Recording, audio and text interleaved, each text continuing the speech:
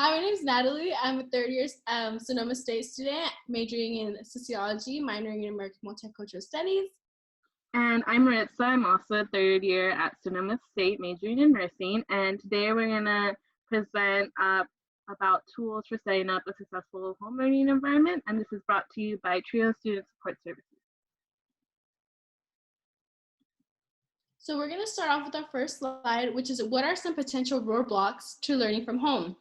So we have a couple bullet points we want to go through, which is the first one is the inability to focus, no workspace or shared space, constant interruptions and distractions, household responsibilities such as chores or childcare, difficulty maintaining a routine, just kind of info or tech fatigue, anxiety, depression from a global pandemic, obviously. So we just kind of want to give you guys kind of examples of what we're going through as well through these roadblocks. So we see like the inability to focus when we are, with our siblings, with our families. If we don't have siblings, it's not as a roadblock, but we do have our parents that might not understand, you kind of need quiet time, a workspace, and sometimes you just share a common space where you don't really have the opportunity to just kind of sit by yourself, and you have all these distractions. And some of us do have younger siblings. I fortunately do have 2 younger siblings that do need a lot of my attention since they've gone virtual on their school material. So it's been a lot. So it's been kind of difficult maintaining a routine when you have like these roadblocks. But that's why we'll be talking about, little things throughout our presentation. And I know Maritza here also has a couple roadblocks she's been going through on her end. I also have 2 younger siblings at home, and that can be challenging. They're noisy.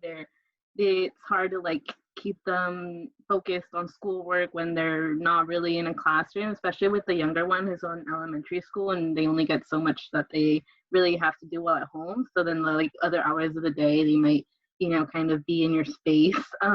Definitely. So that kind of creates an inability to focus. And then for me, like, I'm not particularly social, but I definitely enjoy social interaction. So I feel like this kind of being inside and not really getting to communicate with anyone definitely gives me like anxiety and making me feel really a little bit of depressed kind of moods and stuff. So that's definitely something to pay attention to. Yeah, and it's understandable. It's understandable. So then we kind of talked about these roadblocks, and I know we've talked about boundaries on a previous slide. So I'm going to kind of make clear what unclear boundaries are and clear boundaries are. So our unclear boundaries, lead to frustration, lead to resentment and exhaustion.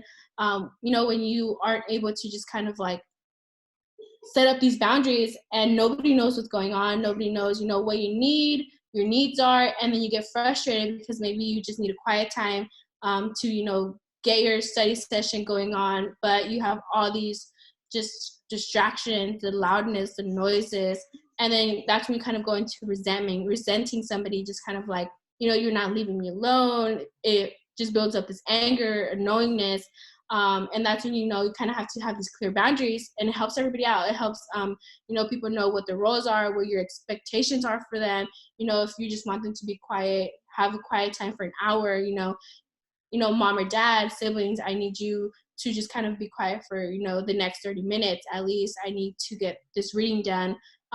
Making clear boundaries for sure is a key to just kind of, making sure you're on a good page, right page with the family members or the people around you when you're not in your kind of classroom environment, school environment type of mode, which then kind of leads on to how to establish and communicate boundaries.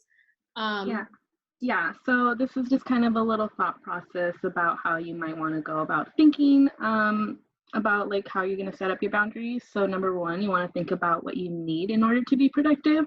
So kind of just to share an example, like I really am the type of person who needs it to be fairly quiet for me to be able to like get through readings. And especially now that I'm at home, it's been a lot more of me reading since I don't have as much lecture time as I used to. And so then that kind of moves into number 2. So what is preventing you from getting your needs fulfilled? So if people are noisy around me, it makes it really hard for me to focus on my reading and actually digest it. So that's kind of also covering number 3. So like what impact do those obstacles have on your productivity? So when people are noisy, again, like I can't focus on getting reading done and actually feeling like I'm learning anything or getting any of the material.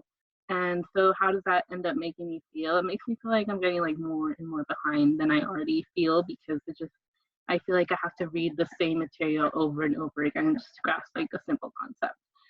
So kind of moving, let's just cover it all. It's just kind of to how to actually use like an I statement to establish boundaries. So for my example, I would say something like, I feel anxious when you guys are being noisy while I'm reading, because I really need to like get this material, and I need you to just give me like 2 hours of quiet time a day.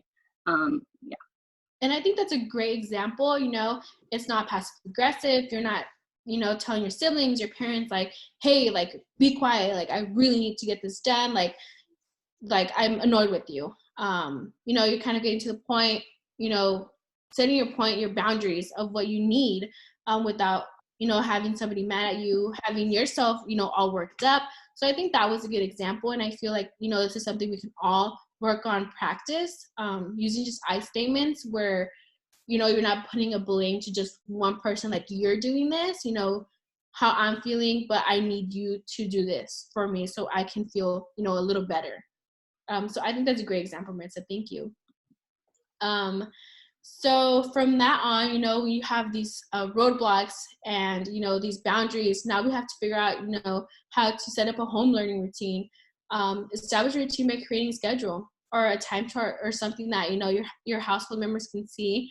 And you can even share it with your household members. You can use a Google Calendar, print a template out, color code your schedule, put in somewhere visible, and make sure, include some breaks.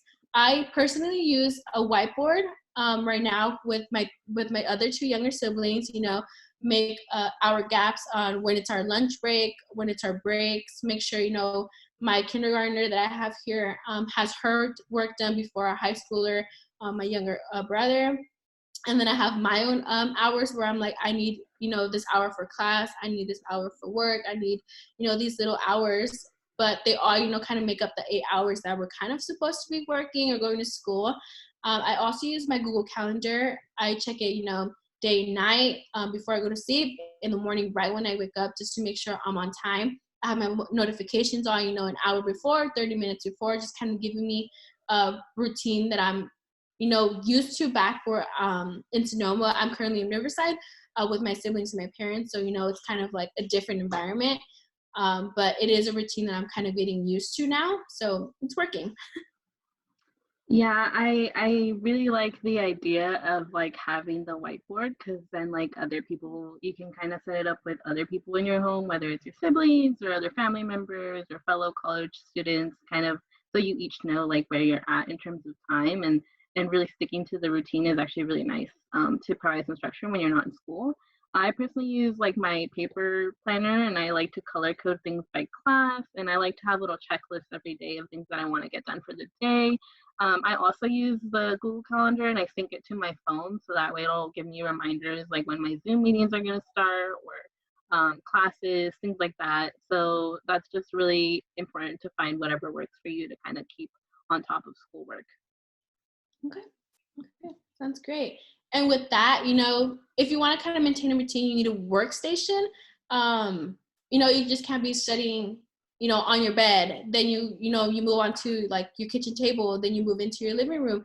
Just kind of create a workstation that works for you the most. Kind of your top priority, where you could just sit there and be like, I know I'm going to get this done. I know it's going to get done. And you can use just these little things where you use signs or physical barriers to indicate that you are working. Get dressed and ready for the day like you normally would if you were going to school. I personally love to get dressed in the morning because it makes my body and my mentality feel like, I'm getting ready to go out, to go, to my classroom and stuff like that, even though I'm just at home. I feel energized. I feel ready to go for the rest of the day.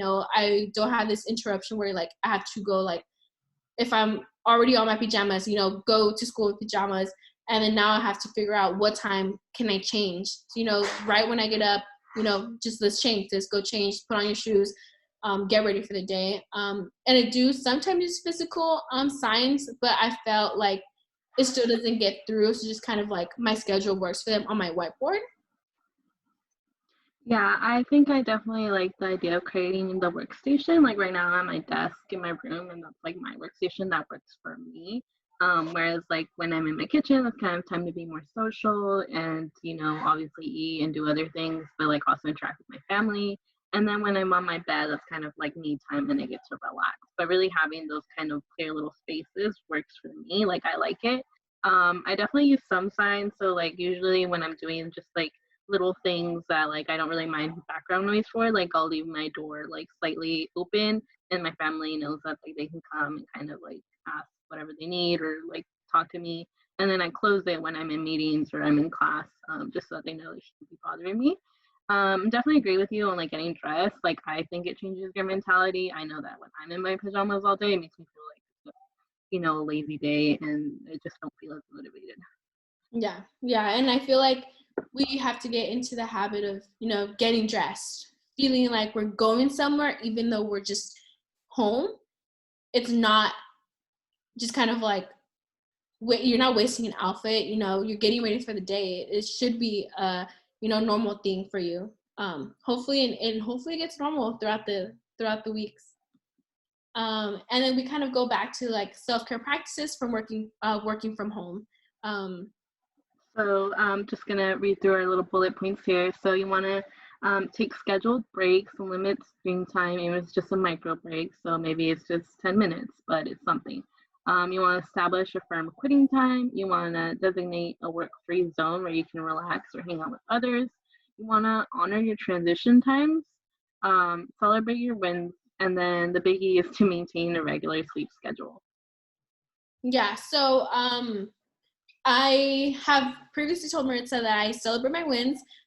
It's kind of like a treat yourself kind of celebration. Even though I'm home, kind of establishing or just kind of celebrating myself when I complete an assignment on time, when I complete an assignment before it's even due.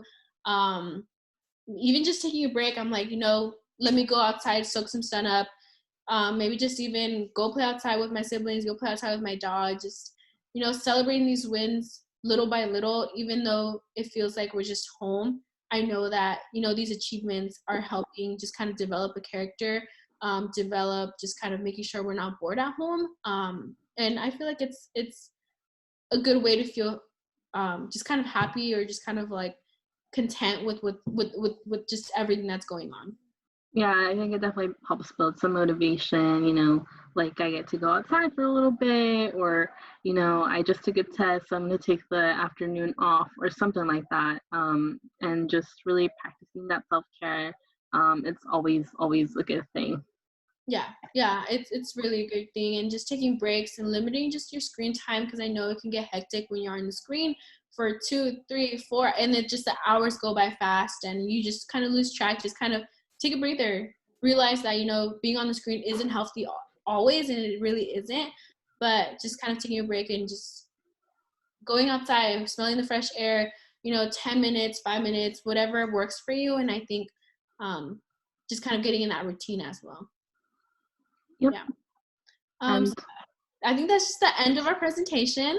We just kind of want to thank you for just kind of tuning in to our little presentation on just these little tips that might help you throughout your time being at home, practicing these, like the I phrases, using these self-care practices, establishing a workplace, just kind of overcoming these roadblocks that are coming to you that you weren't expecting. So we wish you all but the best, me and Maritza together, all the TRIO staff, of course, and we hope that you kind of are establishing a healthy and safe environment for yourself, practicing these social distancing, practicing just everything that will help you keep you safe and healthy. And we thank you so much for tuning in. thank you. Bye.